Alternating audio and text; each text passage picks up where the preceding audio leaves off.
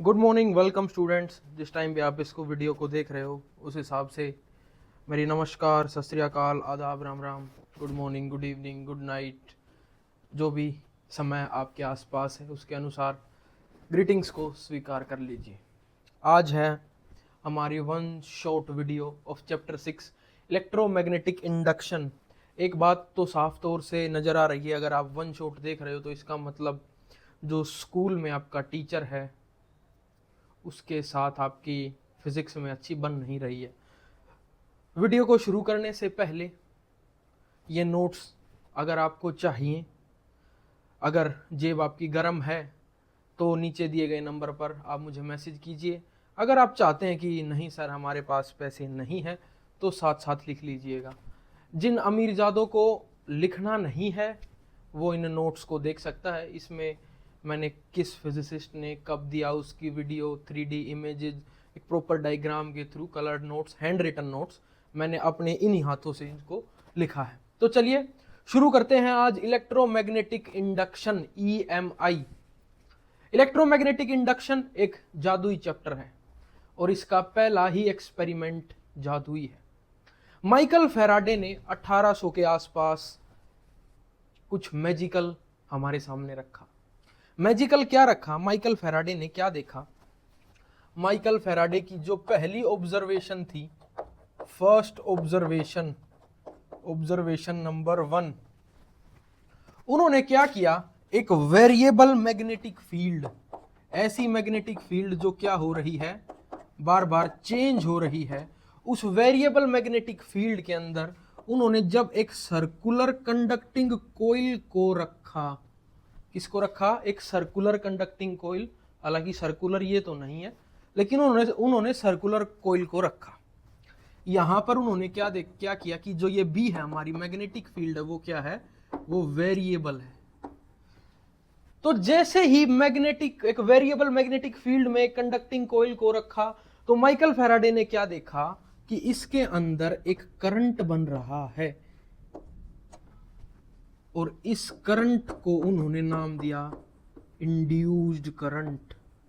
अब ये करंट कहां से आया ये ना तो माइकल फैराडे को पता और ना हमें फिलहाल के लिए, इसीलिए हम इसको मैजिकल करंट भी कहते हैं। यानी एक कंडक्टिंग कॉइल थी, उसको हमने कहां रखा? एक वेरिएबल मैग्नेटिक फील्ड में। जैसे ही उस वेरिएबल मैग्नेटिक फील्ड में हमने उस कंडक्टिंग कॉइल को रखा, उसके अंदर एक इंड्यूस्ड करंट बनना शुरू हुआ। इंड्यूस्ड करंट बना तो उस इंड्यूस्ड करंट से इंड्यूस्ड EMF भी बनी, इंड्यूस्ड वोल्टेज या इंड्यूस्ड EMF आप इसको बोल सकते हो। अब अगर आप यहां तक आ गए हो, 12th में आपने पढ़ लिया है, पहली यूनिट इलेक्ट्रोस्टैटिक्स थी और करंट इलेक्ट्रिसिटी भी आपने पढ़ा, तो मैं ये मान रहा हूं कि आपकी बुद्धि का इतना विकास हो गया होगा कि आपके जहन में एक सवाल आया होगा कि सर ये जो इंड्यूस्ड करंट आपने ड्रॉ किया, आपने इसको क्लॉकवाइज ही ड्रॉ क्यों किया?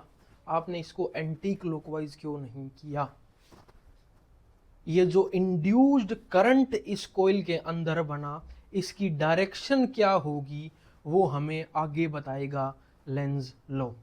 फिलहाल के लिए पहली ऑब्जर्वेशन में माइकल फैराडे ने क्या देखा कि एक वेरिएबल मैग्नेटिक फील्ड में हमने कंडक्टिंग कोइल को रखा और क्या होना शुरू हुआ, उसकी वजह से एक इंड्यूस्ड करंट बनना शुरू हुआ। दूसरी ऑब्जर्वेशन में, ऑब्जर्वेशन नंबर 2 में फैराडे साहब ने क्या किया? ये जो हमारी इंड्यूस्ड कह रहा हूं कंडक्टिंग कोइल थी, इस बार इसका जो रेडियस था, सपोज करो इसका जो रेडियस हमने R लिया, यहां पर इस बार उन्होंने इस रेडियस को बदलना शुरू किया। यानी सर एक बार कोइल को छोटा कर दे रहे हैं, कभी बड़ा कर दे रहे हैं, छोटा कर दे रहे हैं, बड़ा कर दे रहे हैं, छोटा कर दे रहे हैं, बड़ा कर दे रहे हैं, यानी इस कोइल को बार बार छोटा बड़ा छोटा बड़ा छोटा बड़ा किया जा रहा है। रेडियस वेरिएबल है तो मैं क्या कह सकता हूं कि इसका जो एरिया होगा वो भी वेरिएबल है। अब किसी भी कोइल, सर्कुलर कोइल का अगर आप रेडियस चेंज करोगे तो उसका एरिया भी क्या होगा? चेंज होगा। जब उन्होंने एरिया को भी चेंज करना शुरू किया तो उन्होंने देखा कि क्या बना, एक इंड्यूस्ड करंट बना। ऑब्जर्वेशन नंबर 3, थर्ड ऑब्जर्वेशन उन्होंने क्या की कि जब उन्होंने इस कंडक्टिंग कॉइल को, ये हमारी कंडक्टिंग कॉइल है सर्कुलर, और इस सपोज करो इस कंडक्टिंग कॉइल को उन्होंने क्या किया, रोटेट करना शुरू किया। एक वेरिएबल मैग्नेटिक फील्ड थी, ये कंडक्टिंग कॉइल है, और इसको उन्होंने क्या करना शुरू किया, रोटेट करना शुरू किया, रोटेट करना शुरू किया। यानी इस बार उन्होंने क्या चेंज किया, इस बार उन्होंने सपोज करते हैं ये हर बार थीटा एंगल से, इसका जो एंगल है जिस पर ये रोटेट हो रही है वो थीटा है। इस बार उन्होंने क्या किया, थीटा एंगल को वेरिएबल किया, यानी इसके एंगल को वो बार बार क्या करते रहे, चेंज करते रहे। एंगल चेंज करने के बाद भी उन्होंने क्या देखा कि इसमें क्या हो रहा है, इंड्यूस्ड करंट जनरेट हो रहा है। क्या सब विजिबल है, बड़े अच्छे से विजिबल है। तो अब यहां समझो, यहां पर क्या वेरिएबल था, बी, यहां पर क्या वेरिएबल है, ए, वहां पर क्या वेरिएबल है, थीटा।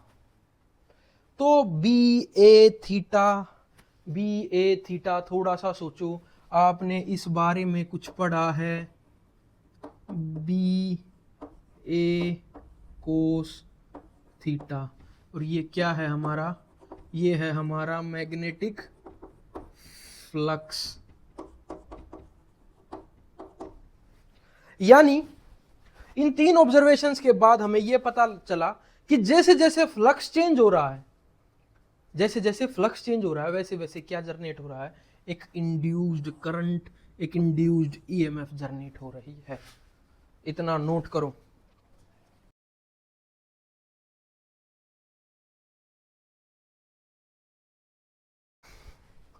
इन ऑब्जर्वेशंस के बाद फैराडे साहब ने अपना फर्स्ट लॉ दिया, और उसमें उन्होंने कहा कि whenever there is change in magnetic flux, जब भी मैग्नेटिक फ्लक्स चेंज होगा किसी भी कंडक्टर में तो एक ईएमएफ इंड्यूस्ड होगी, और उस इंड्यूस्ड ईएमएफ की वजह से क्या होगा, करंट उस कंडक्टर से फ्लो करेगा।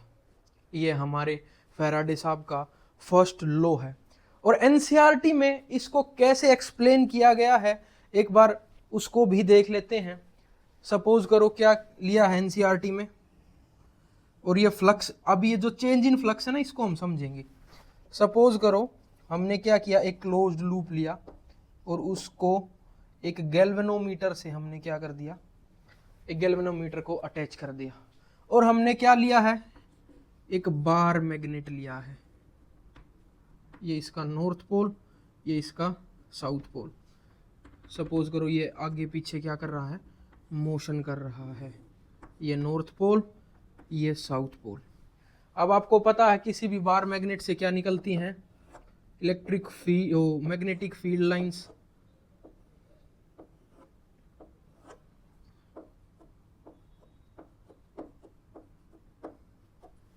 जब, अब इसको थोड़ा सा इमेजिन करने की कोशिश करो, जब मैं इस मैग्नेट को आगे पीछे कर रहा हूं तो क्या फ्लक्स चेंज हो रहा है? सर फ्लक्स तो दिमाग में नहीं है, क्या था flux? Number of magnetic field lines passing through a particular area था हमारा मैग्नेटिक फ्लक्स। क्या जब मैं इस मैग्नेट को आगे पीछे कर रहा हूं तो हमारा फ्लक्स चेंज हो रहा है? जब नजदीक ला रहा हूं तो number of magnetic field lines ज्यादा पास कर रही हैं, किससे? इस कंडक्टर से। और जब मैं इसको दूर लेकर जा रहा हूं तो number of magnetic field lines कम पास करेंगी। तो इसका मतलब क्या हो रहा है, ये फिनोमिना क्या हो रहा है? ये हो रहा है सर चेंज इन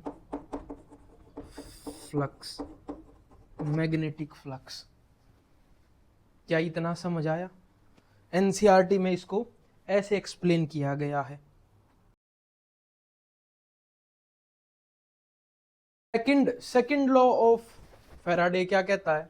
वो ये कह रहे हैं कि the magnitude of induced EMF, कि जो ईएमएफ इंड्यूस्ड होगी इस कंडक्टर में, इस लूप में, वो डायरेक्टली प्रोपोर्शनल होगी किसके? Rate of change of flux. ये क्या है? इंड्यूस्ड ईएमएफ डायरेक्टली प्रोपोर्शनल होगी rate of change of flux D five by D T. ये क्या है? Change, rate of change of magnetic flux. Rate का मीन्स टाइम और डी फाइव डिनोट कर रहा है चेंज इन मैग्नेटिक फ्लक्स। अब जैसे ही मैं कांस्टेंट इसको हटाऊंगा प्रोपोर्शनैलिटी को, तो एक कांस्टेंट मेरे पास आएगा और बड़े ही भाग्य से यहाँ पर के की वैल्यू 1 है, नहीं तो कुछ बच्चे अभी घबरा गए थे कि एक और कांस्टेंट हमें याद करना पड़ेगा। बेसिकली ये आपकी मैथमेटिकल एक्सप्रेशन है किसका? फैराडे का जो सेकंड लॉ ऑफ EMI है। अब इस पर बेस्ड ढेर सारे न्यूमेरिकल्स हैं।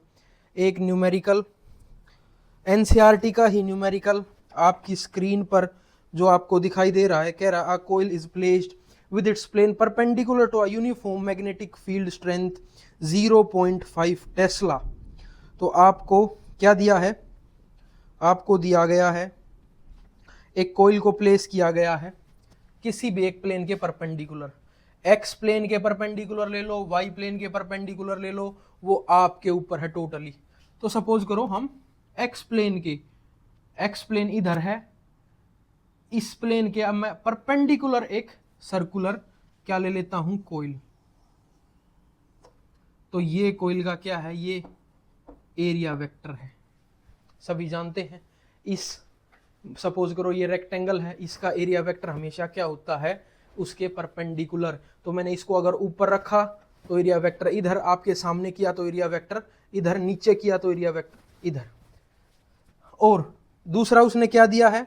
आपको मैग्नेटिक फील्ड दी है। ये किस में रखी हुई है? एक मैग्नेटिक फील्ड में रखी हुई है B, जो दी है आपको 0.5 टेस्ला। ठीक है, और क्या चीजें हैं?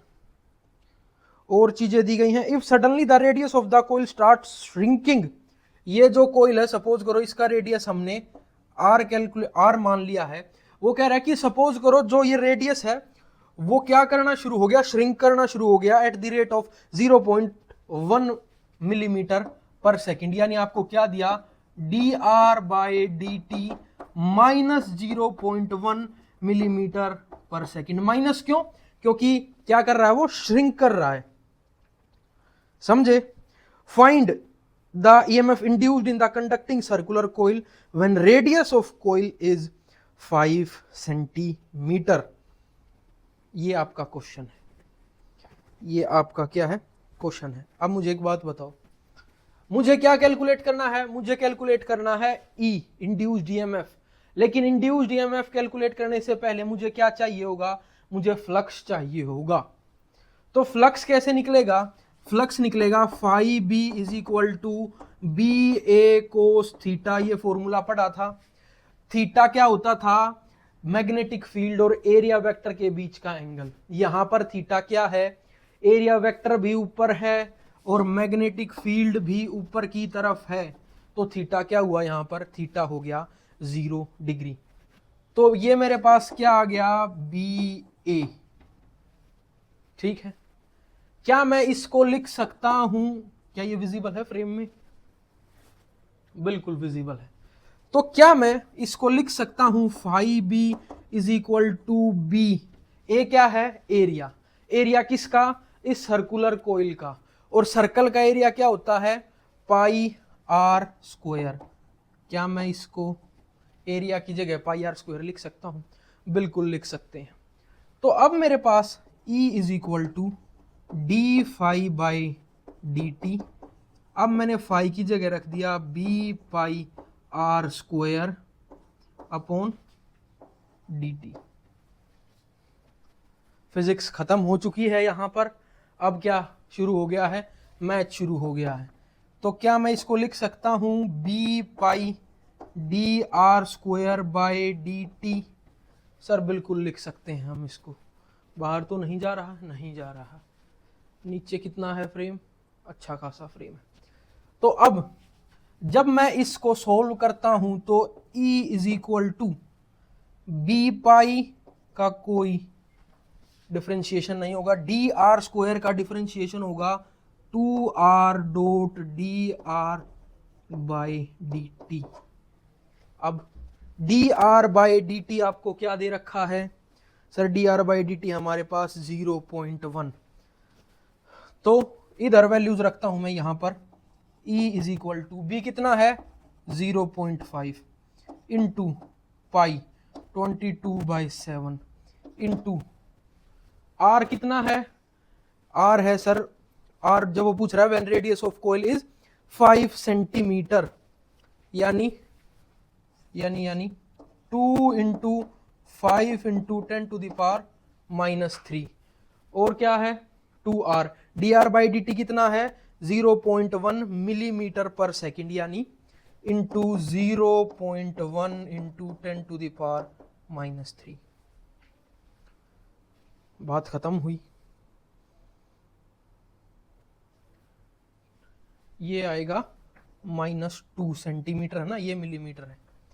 तो जब आप इसको इधर उधर वैल्यूज को करोगे तो जो इसका फाइनल आंसर आएगा E is equal to 1.57 into, दिख तो रहा है ना ये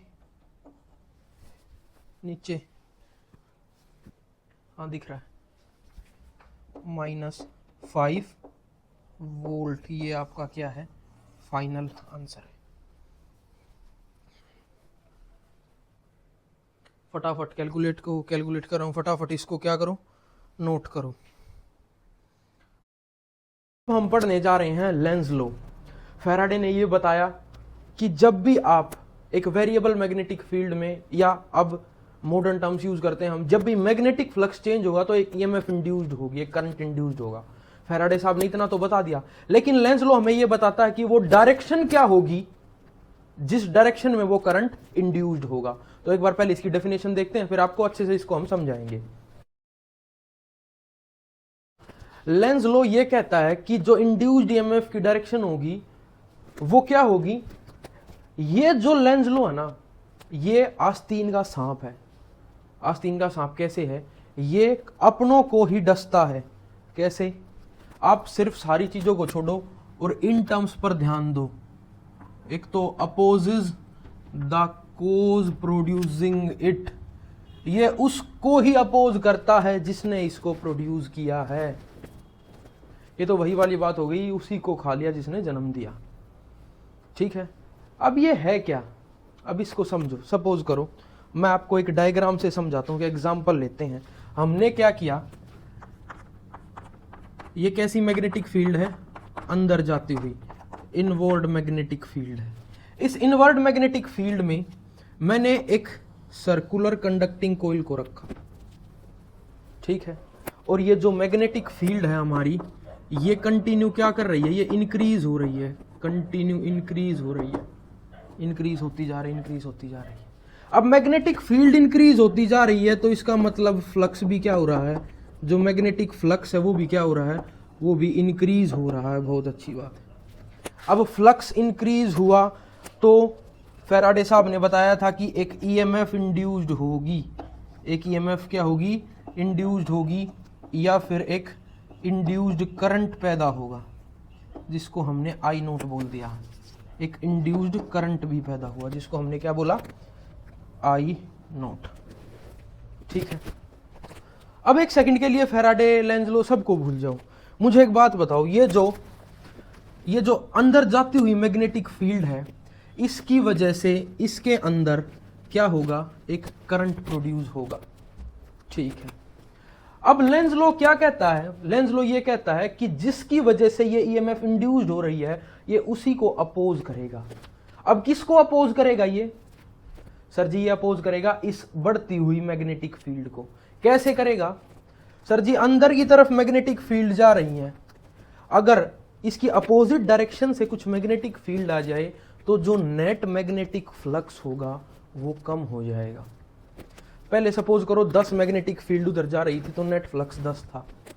अब हुआ क्या, उधर से 6 मैग्नेटिक फील्ड अपोजिट डायरेक्शन में आ रही है तो नेट मैग्नेटिक फ्लक्स कितना हो गया, 4 हो गया। तो फ्लक्स डिक्रीज हुआ ना। और क्या ये जो इंक्रीज था इसको अपोज किया गया, सर जी बिल्कुल किया गया।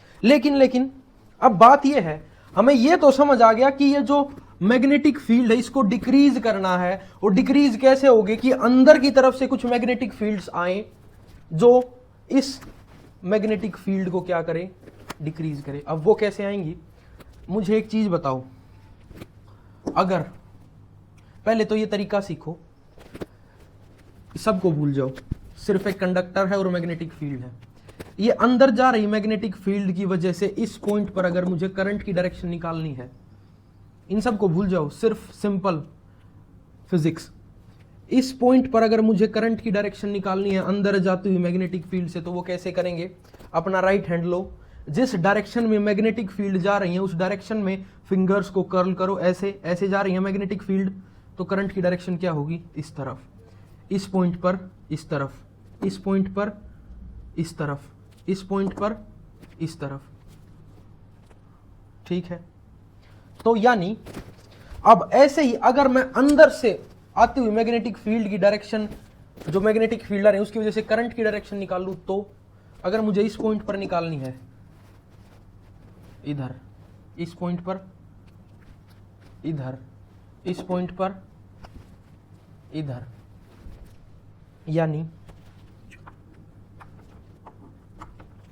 अगर इसके अंदर एंटी क्लॉकवाइज एक करंट जनरेट हो जाता है, तो जो ये इंक्रीजिंग मैग्नेटिक फील्ड है इसको अपोज करने के लिए अंदर की तरफ से क्या आएगी, एक मैग्नेटिक फील्ड आएगी।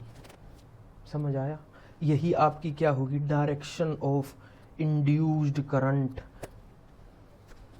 नहीं समझ आया तो कोई नहीं, एक और एग्जांपल लेते हैं छोटा सा, क्या ये अच्छे से विजिबल है, बहुत अच्छे से विजिबल है। दूसरा एग्जांपल लो, दूसरे एग्जांपल में हमने क्या किया, दूसरे एग्जांपल में हमने एग्जांपल नंबर 2, इसमें हमने क्या किया, एक करंट कैरिंग कंडक्टर था स्ट्रेट, जिसमें करंट की डायरेक्शन आई थी, और यहां पे मैंने क्या किया, एक रेक्टेंगुलर कॉइल को रखा। अब इस करंट कैरिंग कंडक्टर की वजह से इस रीजन में जो मैग्नेटिक फील्ड की डायरेक्शन होगी वो कैसे कैलकुलेट करेंगे, थंब लिया राइट हैंड का और फिंगर्स को कर्ल किया, ये क्या है, direction of magnetic field lines, यानी बाहर की तरफ। इस बार मैग्नेटिक फील्ड की डायरेक्शन क्या है सर, इस बार बाहर की तरफ है,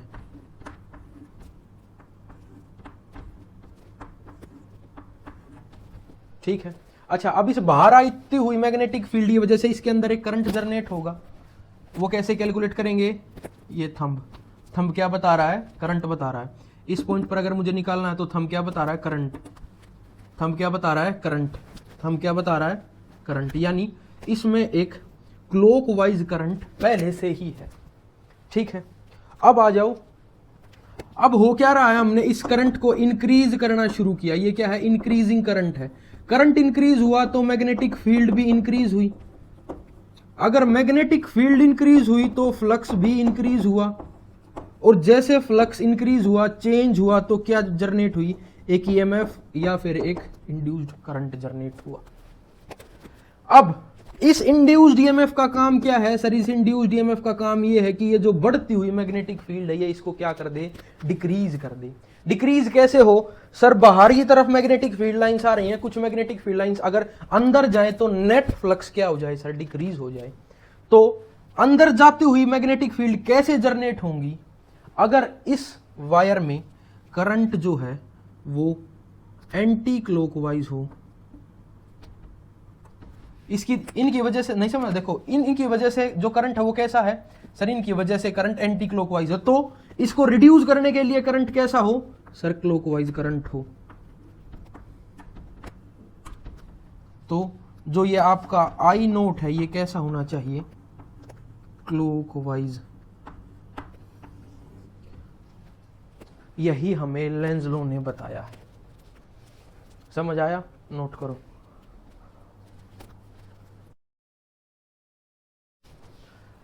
अब क्या है, अब कई बार एक नंबर में एमसीक्यू में पूछ लेता है, पिछले ईयर भी पूछा गया था कि Lenz law conservation of energy को फॉलो करता है, एनर्जी कंजर्वेशन ऑफ एनर्जी को फॉलो करता है।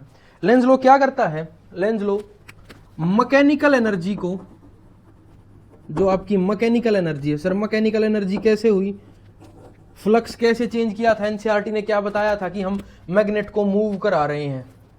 अगर पॉसिबल हुआ तो मैं इसका एक्सपेरिमेंट भी चैनल पर अपलोड करूंगा।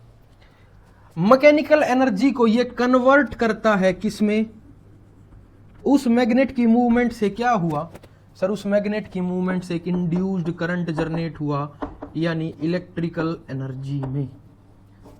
तो कई बार इससे आपको क्वेश्चन मिल सकता है कि लेंज लॉ किस एनर्जी को कौन सी एनर्जी में कन्वर्ट करता है। तो आपको याद रखना है, लेंज लॉ मैकेनिकल एनर्जी को कन्वर्ट करता है इलेक्ट्रिकल एनर्जी में।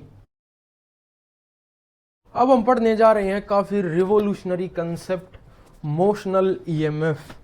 मेरी नज़रों में ये फिजिक्स का सबसे खूबसूरत कंसेप्ट है। ये पूरा ईएमआई ही, फैराडे के दोनों लॉ, लेंज के दोनों लॉ, आप इसको थोड़ा सा रियलाइज करके देखो, हमें फ्री एनर्जी मिल रही है। कैसे? सिर्फ एक मैग्नेट की मूवमेंट से।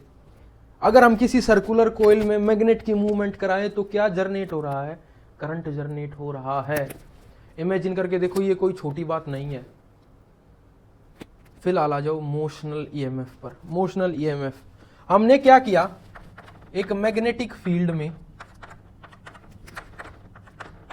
ये हमारी क्या है, मैग्नेटिक फील्ड है। ये मैग्नेटिक फील्ड कहाँ जा रही है सर जी? अंदर जाती हुई मैग्नेटिक फील्ड है। ठीक है, उस अंदर जाती हुई मैग्नेटिक फील्ड में हमने एक कंडक्टर लिया जो हमने इसके परपेंडिकुलर प्लेस किया, जिस कंडक्टर की लेंथ क्या थी? कंडक्टर की लेंथ थी L।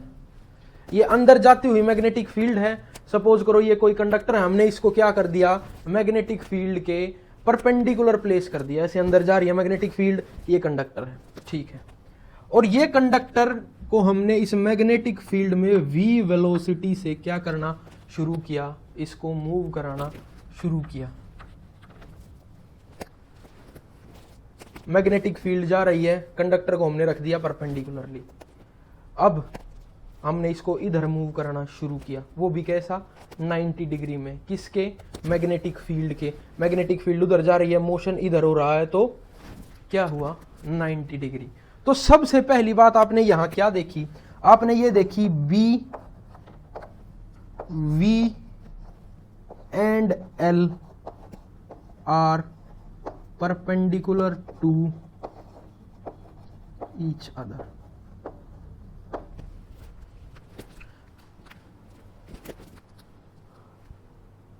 ठीक है, अब जैसे जैसे इस कंडक्टर का मोशन हुआ तो एक इंड्यूस्ड ईएमएफ जनरेट हुई। उस इंड्यूस्ड ईएमएफ को ही हमने नाम दिया है motional EMF. When a conductor is moved along across the magnetic field, an EMF is induced, which is motional EMF. अब जो फॉर्मूला निकल कर आया इस मोशनल EMF का वो था EBVL। E क्या है आपकी? Motional EMF। B क्या है आपकी? B है सर मैग्नेटिक फील्ड। V क्या है? Velocity, velocity. और L क्या है? लेंथ। किसकी? लेंथ ऑफ कंडक्टर की। अब इस फॉर्मूले को हम डिराइव भी करेंगे। तो ये फॉर्मूला आपके सामने निकल कर आया। अब हम इस फॉर्मूले को डिराइव करते हैं। यहां हेडिंग डालते हैं derivation using Faraday, Michael Faraday ji, using Faraday's law. हमारे चहीते जो फैराडे हैं उनको इस्तेमाल करते हुए हम क्या करते हैं, इसको डिराइव करते हैं। लेकिन हमें थोड़ा सा डायग्राम यहाँ रीजनरेट करना होगा। हमने क्या किया, कुछ ज़्यादा नहीं है, हमने क्या किया,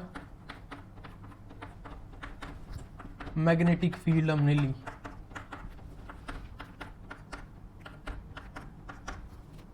ठीक है, मैग्नेटिक फील्ड ली। चलो थोड़ी सी और ले लेते हैं, अच्छा डायग्राम बन जाएगा, थोड़ा सा जूम हो जाएगा।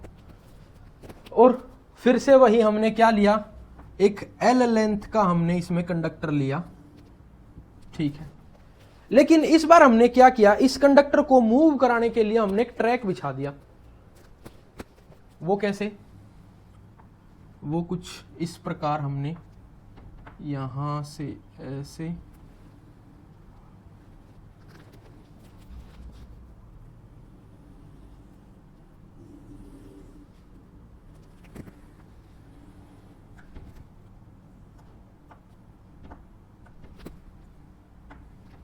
ठीक है। अब इससे क्या होगा, इसका मोशन आसान हो जाएगा। हम इसको ऐसे पकड़ के इधर उधर करेंगे तो जो हमारी मोशनल ईएमएफ है वो इजीली जनरेट होगी। तो आपको कंफ्यूज नहीं होना है। ये इस कंडक्टर की लेंथ क्या है, इस कंडक्टर की लेंथ है L, ठीक है। अब हुआ क्या, हमने इसको मूव कराया, इसको हमने यहां से ऐसे पकड़ा और हम इसको इधर ले आए, इसको पकड़ा इधर ले आए। जैसे हम इसको मूव करेंगे क्या जनरेट होगी, ईएमएफ। तो हमने इसको पकड़ा और हम इसको कहां ले आए, सपोज करो हम इसको इधर ले आए, ठीक है। और जो इसने डिस्टेंस ट्रेवल किया वो सपोज करो हमने dx, छोटा सा डिस्टेंस इसने dx हमारे साथ ट्रेवल किया, हमारी मदद से, हमारे लिए। इसको पकड़ा और इधर ले आए। तो जो ये थोड़ा सा डिस्टेंस ट्रेवल किया इसने, और हमने मान लिया कि इसकी जो वेलोसिटी थी वो क्या है, v वेलोसिटी। अब मुझे एक बात बताओ, क्या ये कंडीशन यहां सेटिस्फाई हो रही है? हाँ जी सर, बिल्कुल हो रही है। इधर मैग्नेटिक फील्ड, ये कंडक्टर परपेंडिकुलर, और इधर इसकी वेलोसिटी, मैग्नेटिक फील्ड वेलोसिटी आपस में परपेंडिकुलर है, लेंथ भी परपेंडिकुलर है किसके, मैग्नेटिक फील्ड के। तो तीनों चीजें क्या है, सेटिस्फाइड है। अब हमारे फैराडे साहब क्या कहते थे, according to Faraday's law, according to Faraday's law, Faraday साहब ये कहा करते थे कि EMF is equal to D phi by D T. Faraday साहब ये कहते थे, बिल्कुल। अगर मैं यहां से इसका फ्लक्स कैलकुलेट करूं तो बी ए कोस थीटा, ये फॉर्मूला मैंने पढ़ा था। यहां पर जो एरिया वेक्टर है इस कंडक्टर L का और जो मैग्नेटिक फील्ड है वो दोनों क्या है, एक दूसरे के साथ कैसा एंगल बना रही हैं, 0 डिग्री का। इधर ही मैग्नेटिक फील्ड लाइंस जा रही हैं, और सपोज करो ये कंडक्टर लेंथ, इसका वेक्टर किधर है, इधर है। तो कोस यहां पर कितना हो गया, थीटा यहां पर कितना हो गया, थीटा हो गया यहां पर 0 डिग्री। तो फाई मेरे पास क्या आ गया, बी ए। फाई मेरे पास क्या आ गया, बी ए। अब मैं क्या करता हूं, फाई की वैल्यू उसके अंदर रख देता हूं। तो पुटिंग वैल्यूज, क्या ये विजिबल है इधर, लेट मी चेक, फ्रेम कितना है, हाँ विजिबल है। तो मैंने क्या किया, E is equal to phi की वैल्यू मैंने इसके अंदर रख दी, जो है B A upon D T, B A upon D T. तो क्या मैं यहां से इसको मैं E is equal to B को बाहर लिख के D A upon D T, D A upon D T. अच्छा, अब यहां ए क्या है, ए एरिया है। एरिया कैसे कैलकुलेट करेंगे, इस लेंथ वेक्टर कंडक्टर की लेंथ L, और इसने जो डिस्टेंस, ये जो छोटा सा डिस्टेंस कवर किया वो क्या है, dx। तो लेंथ इंटू ब्रेड्थ, एक तरीके से। नहीं समझे, नहीं समझे, नहीं समझे। तो यहां कमी रह चुकी है, यहां क्या कमी रह चुकी है, सर जी फ्लक्स क्या होता है, मैग्नेटिक फील्ड इंटू एरिया। अब मुझे एक बात बताओ, मुझे इतने एरिया में से ही तो फ्लक्स कैलकुलेट करना है ना, कि जो ये मूवमेंट हुई, इस मूवमेंट वाले एरिया में कितना फ्लक्स चेंज हुआ, वही तो ये ए है यहां पर, और वही ए मैंने यहां लिखा है। इस एरिया में से कितना फ्लक्स चेंज हुआ वही हम कैलकुलेट कर रहे हैं। तो मैं क्या इसको अब यहां से E is equal to B into D L dot D X by D T लिख सकता हूं, लिख सकते हैं हम इसको। अच्छा, अब क्या मैं इसको B L dot D X by D T लिख सकता हूं? एल तो क्या है, एल तो सर लेंथ फिक्स है, कांस्टेंट है लेंथ। तो चेंज क्या हो रहा है सर, चेंज dx होगा जब हम इसको मूव करेंगे। वेरिएबल क्या है, वेरिएबल तो सर जी dx है। तो क्या आपने छोटी क्लासेस में नहीं पढ़ा v is equal to D X by D T, बच्चा बच्चा जानता है। तो क्या मैं यहां से इसको लिख सकता हूं E is equal to B L we.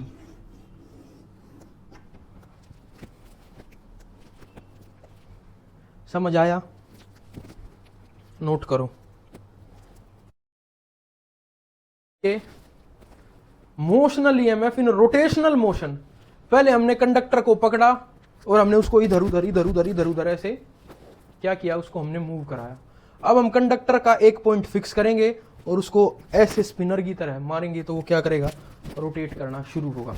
समझो समझो समझो, ज़्यादा इमेजिन मत करो। अभी एक मैग्नेटिक फील्ड ली हमने, ठीक है। इस मैग्नेटिक फील्ड में हमने क्या किया, एक कंडक्टर को लिया। ये हमारा कंडक्टर कैसा है, इस कंडक्टर की जो लेंथ है वो क्या है, L ही है यहाँ पर भी, ठीक है। अब हमने क्या किया, इस कंडक्टर के इस पॉइंट को फिक्स कर दिया और इसको यहाँ से पकड़ के इसको हमने ऐसे रोटेट कर दिया। सपोज करो ये कंडक्टर है, मैंने इसको यहाँ इस पॉइंट को फिक्स कर दिया और इसको रोटेट किया, इस पॉइंट को फिक्स कर दिया और इसको रोटेट किया, इस पॉइंट को फिक्स कर दिया और इसको रोटेट किया। तो सपोज करो रोटेशन के बाद ये कंडक्टर यहाँ पहुँच गया। इतना समझ आया।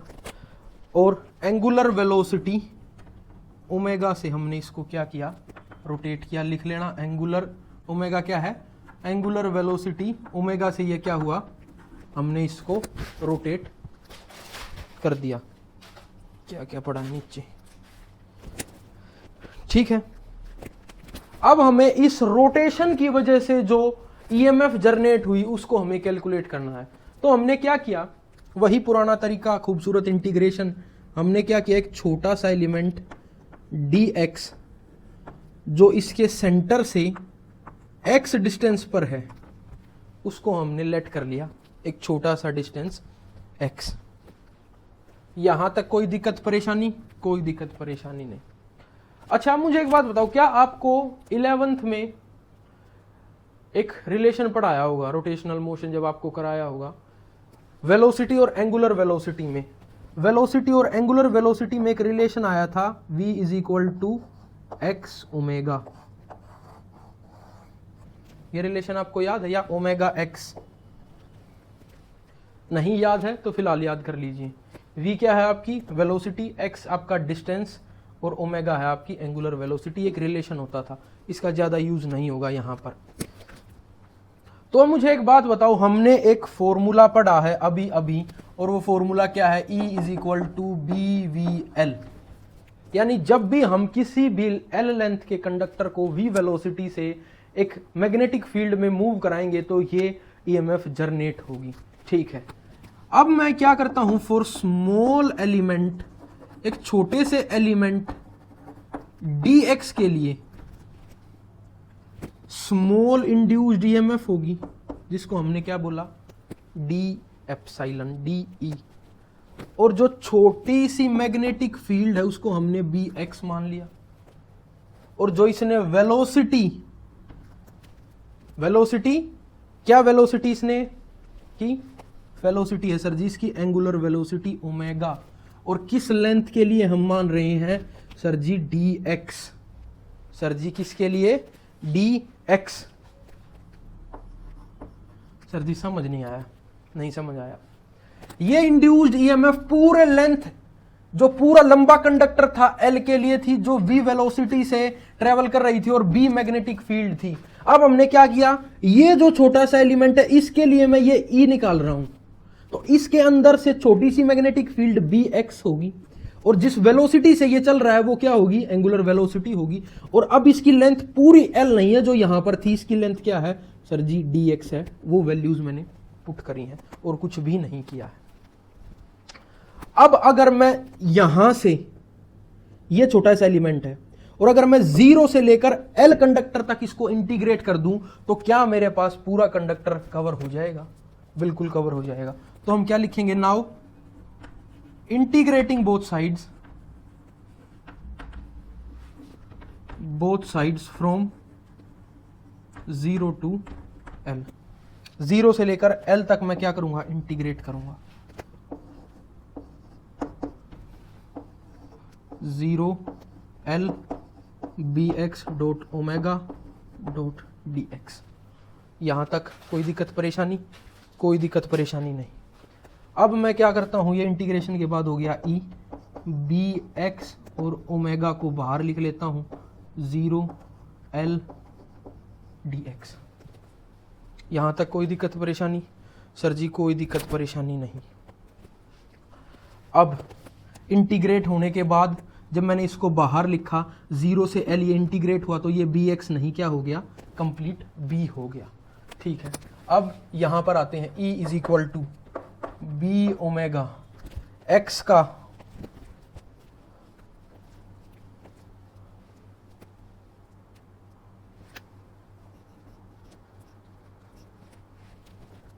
एक गलती हो गई, क्या गलती हो गई? हम्म हम्म हम्म हम्म हम्म हम्म हम्म हम्म हम्म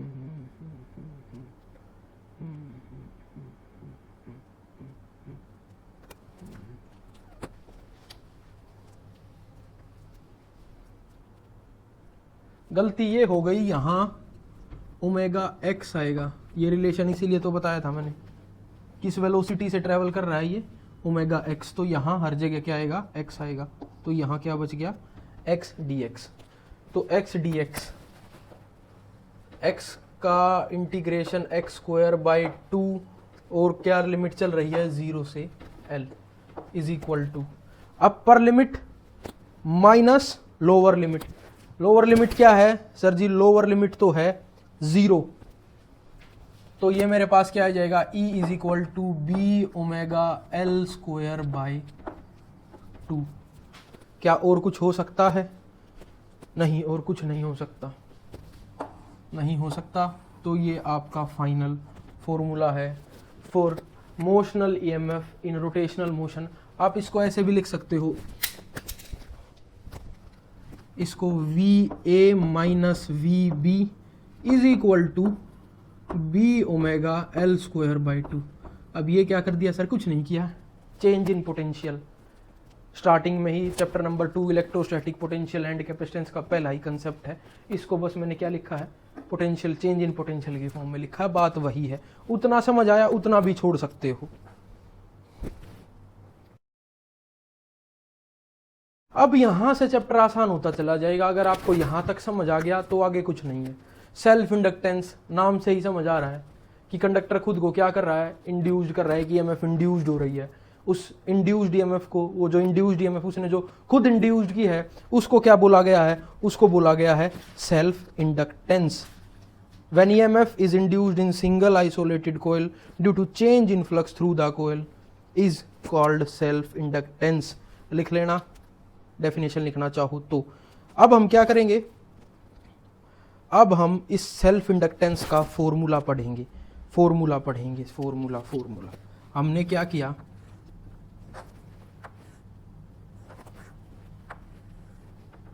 हमने एक सोलेनोइड लिया जिसमें क्या है, number of turns per unit length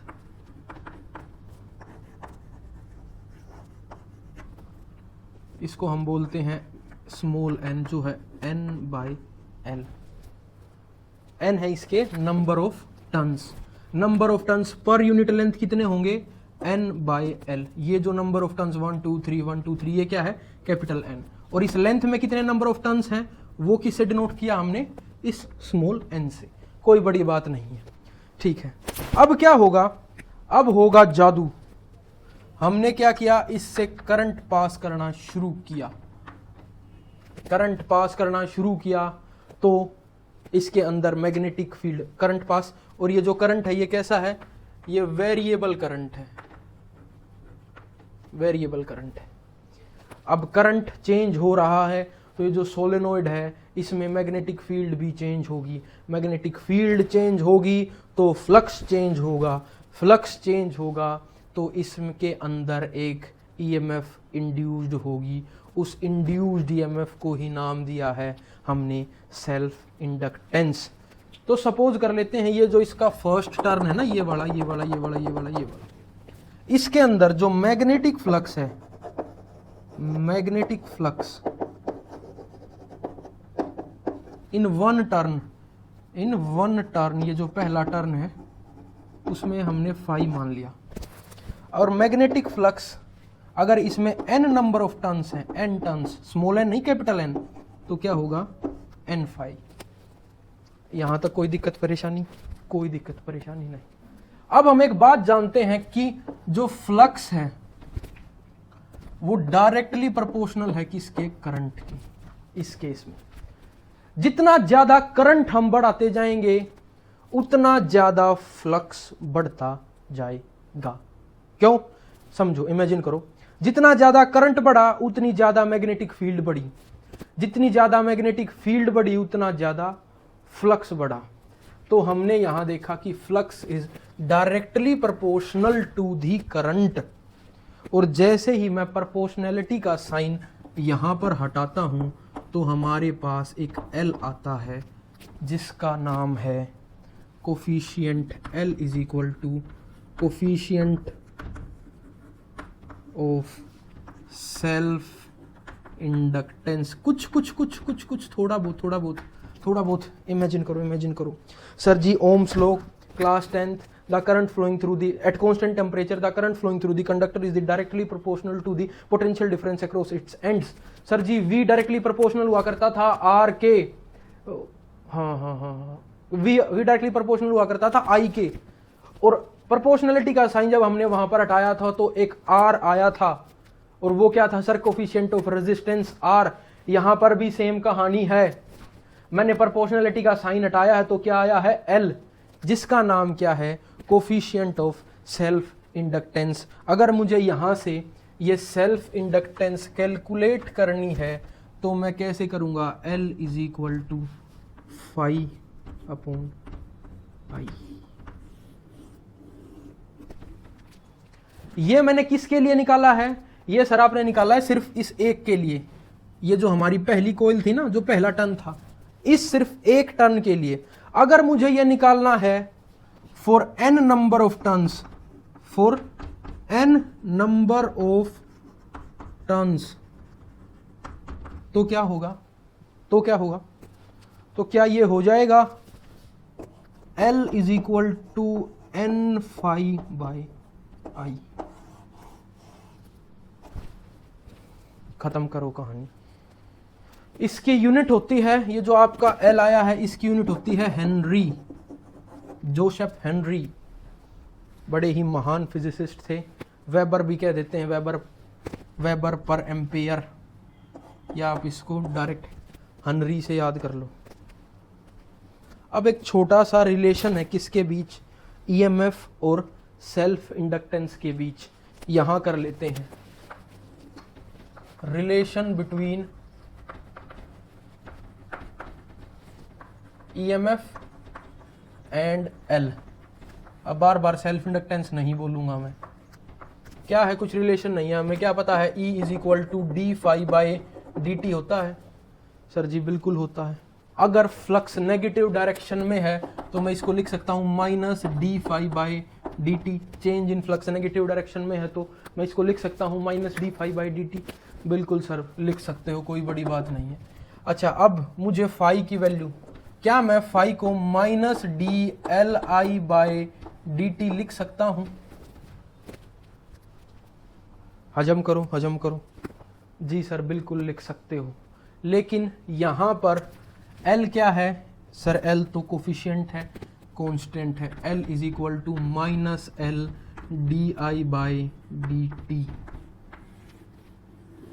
ये रिलेशन है between EMF and L। Minus sign यहां कुछ नहीं, बस अपोजिट डायरेक्शन बता रहा है।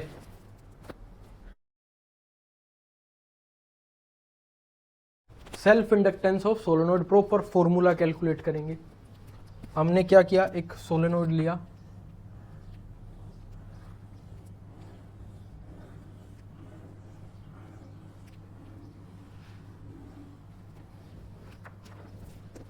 इस सोलेनोइड की लेंथ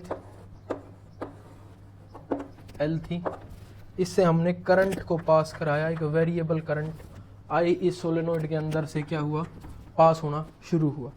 कोई दिक्कत परेशानी? कोई दिक्कत परेशानी नहीं। और ये जो सोलेनोइड है, ये देखो, जो ये वाला इसका, ये जो कोयल है, मैं इसको यहाँ ड्रॉ कर रहा हूँ ऐसे। इसका जो रेडियस है वो सपोज करो हमने क्या ले लिया? कैपिटल R मान लिया। इसके फर्स्ट जो ये इसकी पहली वो है, इसमें नंबर ऑफ टर्न्स है n नंबर ऑफ टर्न्स है। So number of turns per unit length कितने हो जाएंगे? n/L। ये मैंने पिछले कंसेप्ट में आपको, पिछले डेरिवेशन में समझा दिया था। इतनी बात आपको समझ आई, एक सोलेनोइड लिया और ठीक है। अब मुझे क्या पता है, हमने 10th क्लास में पढ़ा था मैग्नेटिक फील्ड फॉर सोलेनोइड का फॉर्मूला था mu naught, number of turns कितने हैं एन आई, म्यू नोट एन आई, ठीक है। अब अगर मुझे क्या कैलकुलेट करना है, सेल्फ इंडक्टेंस कैलकुलेट करना है, तो मुझे धीरे धीरे कहीं ना कहीं फ्लक्स की तरफ जाना होगा, ठीक है। अब मुझे एक बात बताओ, ये जो स्मॉल कैपिटल एन है, क्या मैं इसको म्यू नोट एन आई लिख सकता हूं? बिल्कुल सर लिख सकते हो। क्यों लिखा? ये आपको बताया गया था 10th क्लास में, जब उसमें आपको इंफॉर्मेशन दी गई थी सिर्फ नंबर ऑफ टर्न्स की सॉरी, किसकी इंफॉर्मेशन थी? 10th क्लास में सिर्फ इंफॉर्मेशन थी नंबर ऑफ टर्न्स की, लेकिन यहां पर उसने आपको बता दिया कि लेंथ एल है इस कंडक्टर की, तो इस लेंथ एल में कितने नंबर ऑफ टर्न्स है वो मुझे कैसे पता चलेगा? Number of turns per unit length से। तो इस एल लेंथ में इतने नंबर ऑफ टर्न्स है, number of turns per unit length, ठीक है। अच्छा मुझे एक बात बताओ, हम चलते हैं फ्लक्स की तरफ। फ्लक्स इन ईच कोइल, हर कोइल में कितना फ्लक्स होगा, कैसे कैलकुलेट करें हम? फ्लक्स क्या था सर? फ्लक्स था बी ए कोस 0, बी ए कोस 0 या बी ए कोस थीटा। थीटा यहां पर क्या है? मैग्नेटिक फील्ड इधर जा रही है, इस एक का एरिया वेक्टर भी उधर ही होगा, या राइट हैंड थंब से मैग्नेटिक फील्ड निकालो, एरिया वेक्टर देखो, जब भी आप क्या देखोगे, क्या है आपके पास? कोस 0 ही आएगा। तो मैं इसको लिख सकता हूं बी ए, लिख सकता हूं मैं इसको? सर जी बिल्कुल लिख सकते हो। अब क्या करें? अब सर जी करना क्या है, बी की वैल्यू हमारे पास है, उसके अंदर पुट कर दो, तो करो पुट, क्या आएगी? सर जी बी की वैल्यू है म्यू नोट कैपिटल एन आई, बहुत अच्छी। अब क्या रह गया? अब रह गया सर जी एरिया, तो क्या मैं रेडियस आर है इसको लिख सकता हूं पाई R square?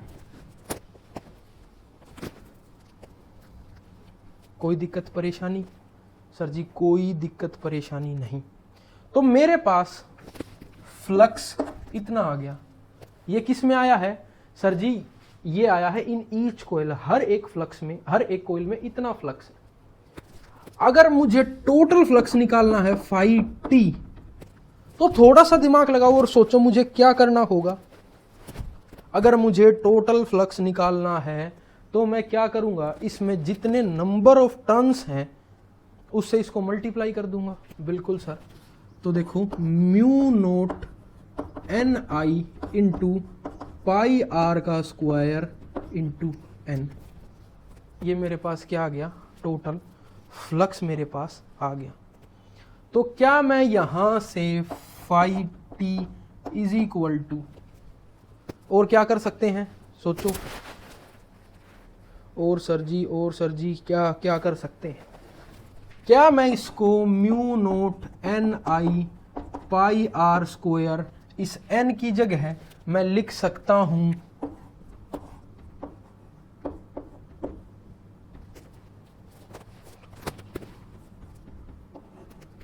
Small L, length of conductor. क्या मैं इसको लिख सकता हूं? सर लिख सकते हो। तो phi T is equal to mu naught N square I pi R square L, ये मेरे पास बच गया। क्या मैं टोटल फ्लक्स को from previous derivation L I लिख सकता हूं? सेल्फ इंडक्टेंस का फॉर्मूला पिछली ही डेरिवेशन में पढ़ा है, पाई आर स्क्वायर एल, एल से सॉरी एल से नहीं, आई से आई कट गया। तो मेरे पास इसका जो फॉर्मूला आया वो आया L is equal to mu naught N square pi R square. ये मेरे पास क्या आ गया, formula for self inductance of solenoid, जिसके हर कोयल का रेडियस क्या है, आर है। इतने डिटेल में और इतने सिंपल तरीके से, बिल्कुल एक एक स्टेप इतना क्रिस्टल क्लियर कोई नहीं पढ़ाएगा।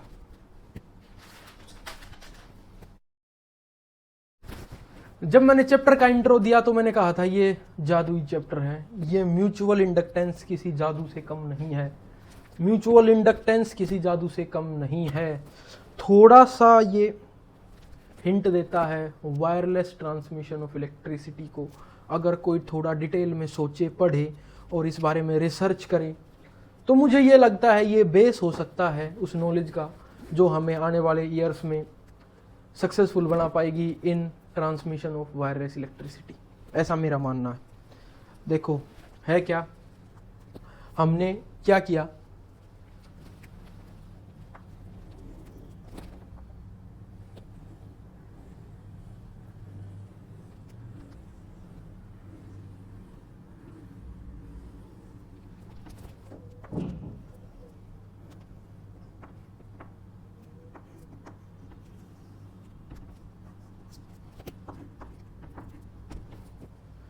हमने क्या किया, एक सोलेनोइड को हमने करंट देना, वेरिएबल करंट देना शुरू किया। आई कैसा है ये वेरिएबल है, जादू होएगा यहाँ, जादू। ठीक है, बिल्कुल सही बात है सर जी। आई वेरिएबल देना हमने इसको शुरू किया और हमने इसको बगैर, इसके साथ में ही, इसके बिल्कुल जस्ट साथ में, without making any physical contact,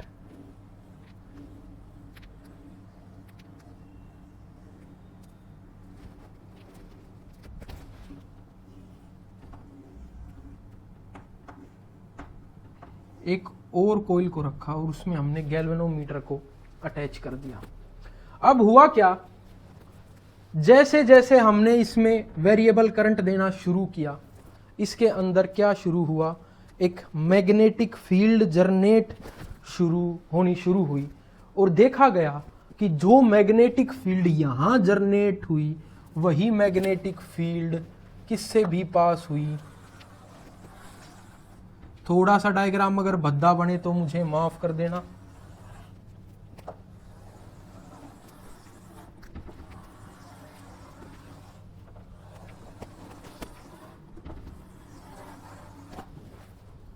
ये मैग्नेटिक फील्ड एक दूसरे को इंटरसेक्ट नहीं करती है, लेकिन बहुत बड़ा डायग्राम था, लेकिन समझाने के लिए थोड़ा सा बड़ा डायग्राम इसमें जरूरी था।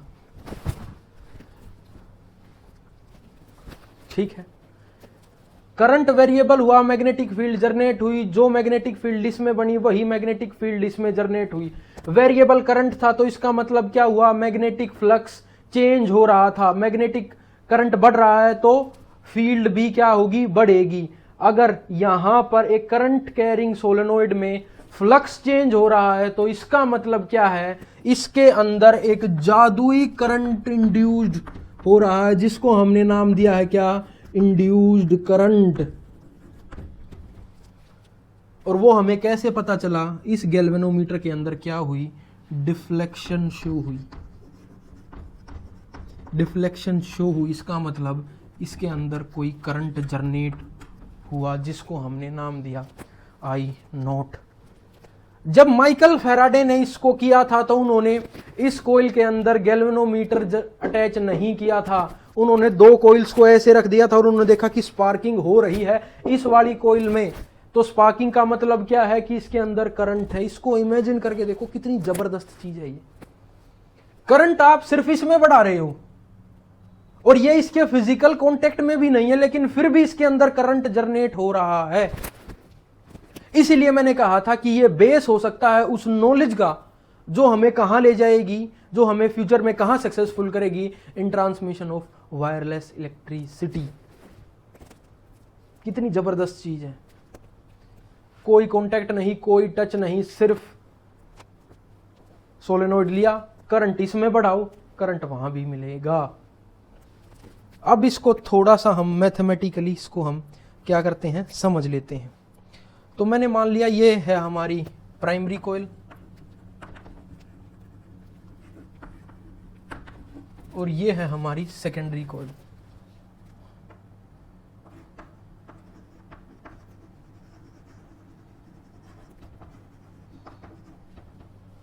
समझ आया? अब सुनो मेरी बात। क्या इसको कोयल नंबर 2 मान लेते हैं 2 और इसको मान लेते हैं कोयल नंबर 1। बड़े ध्यान से समझना, अगर मैं करंट बढ़ाता हूं इस फर्स्ट कोयल में, तो क्या वो डायरेक्टली प्रोपोर्शनल नहीं होगा जो फ्लक्स चेंज होगा सेकंड कोयल में? बिल्कुल सर। क्या जब मैंने इस फर्स्ट कोयल में करंट देना शुरू किया, बढ़ाना शुरू किया, क्या वो डायरेक्टली प्रोपोर्शनल नहीं होगा इस दूसरी कोयल में? इसलिए मैंने phi2 लिखा है। बिल्कुल ठीक बात है सर जी। जैसे ही मैंने यहां से प्रोपोर्शनैलिटी का साइन हटाया, मेरे पास एक कांस्टेंट आया जिसको मैंने बोला m, और ये आपका m क्या है? m ही है आपका कोफिशिएंट ऑफ म्यूचुअल इंडक्टेंस। क्या अब आप यहां से m कैलकुलेट कर सकते हो? बिल्कुल सर कैलकुलेट कर सकते हैं। तो आपका m आ गया, m is equal to I1 upon phi2।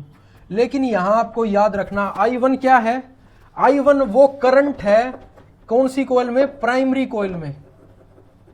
Primary कोयल का करंट और सेकेंडरी कोयल का फ्लक्स ऑफ सेकेंडरी कोयल, इन दोनों का रेशो क्या किसके इक्वल होगा? m के इक्वल होगा। ठीक है। अगर मुझे टोटल फ्लक्स निकालना हो, टोटल म्यूचुअल इंडक्टेंस निकालनी हो, तो मैं यहां क्या कर दूंगा, ये जो फ्लक्स होगा यहां पर, इसमें हम n सपोज कर लेते हैं, n नंबर ऑफ टर्न्स और थे, तो यहां पर हो जाएगा आपका phi2n, और जब आप m निकालोगे तो n phi2। यूनिट, इसकी यूनिट भी लकीली क्या है? हेनरी है।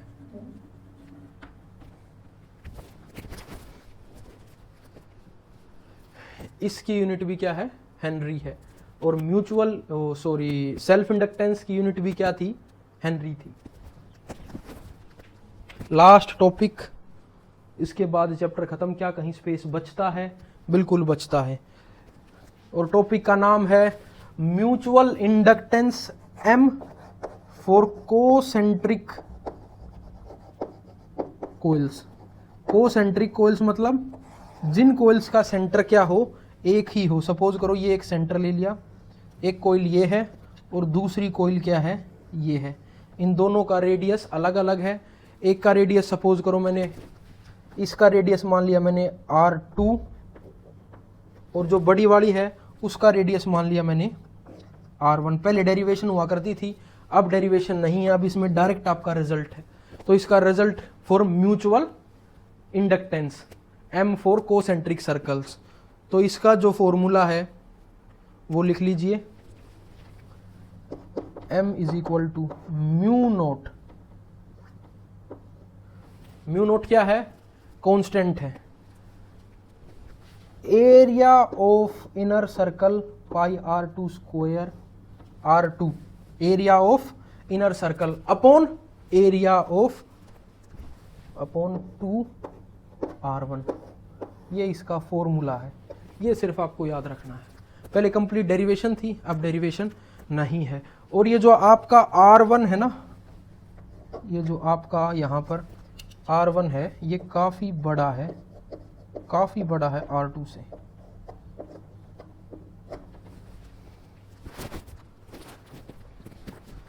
चैप्टर समाप्त। नोट्स जिसको चाहिए, स्टार्टिंग में नंबर दिया था उस पर कांटेक्ट करें। नहीं चाहिए तो ये भी नोट्स आपके लिए सफिशिएंट है। न्यूमेरिकल्स चाहिए होंगे तो बता देना, जब थोड़े से एग्जाम नज़दीक होंगे तो आपको न्यूमेरिकल्स भी करा दिए जाएंगे।